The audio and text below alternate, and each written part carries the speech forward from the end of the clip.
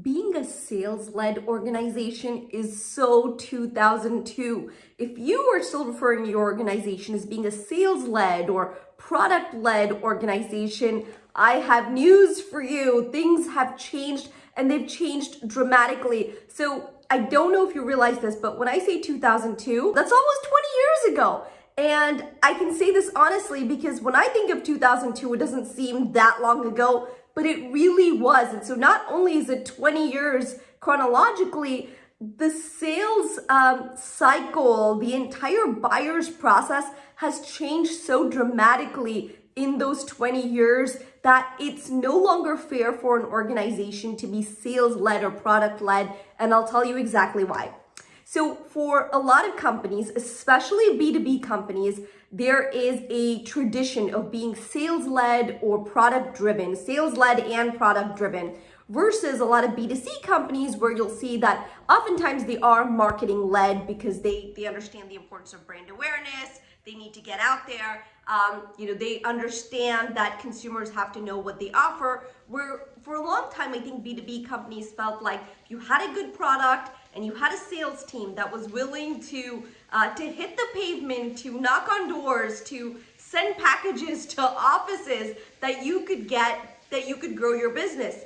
And of course, that has spectacularly changed in the last few years. Forget COVID, forget the pandemic, but I think some of these changes have been long in the works. And here's what's going on. So when you say you're a sales-led organization or product-driven, being product-driven or having a good product is table stakes. That's sort of the basic ticket to entry. So as a B2B company, if you've got a good product, you've got a good service, fantastic. Congratulations, you have earned the right to do business. That really is table stakes these days. Now, let's look at sales driven. This made a lot of sense when sales was, in many ways, the first line of defense. A buyer, a prospective buyer, the only way for them to get information about your industry, about your company, about your products, about the marketplace was to talk to a salesperson. So that made a lot of sense to be sales-led, to be sales-driven. Now let's fast forward from 2002 and look at what's happening today.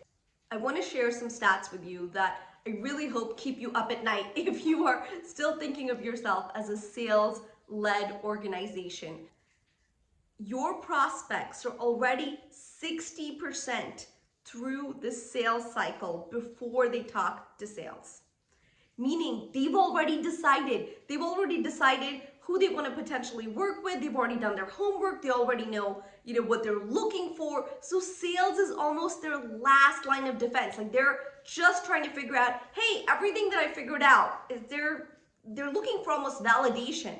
Right? They're looking for, hey, we've done all this research. Can you check some of these final logistical boxes for us? And that's how it should be. If you talk to anybody in sales, their favorite thing is when a prospect comes fully prepared, they're already ready to buy.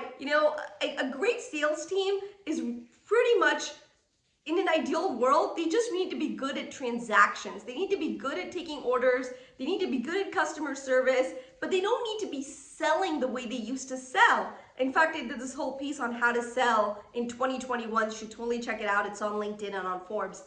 But what I find fascinating is that if your buyers are already through the process, through the buying process, 60%, how can you still be a sales-led company, right?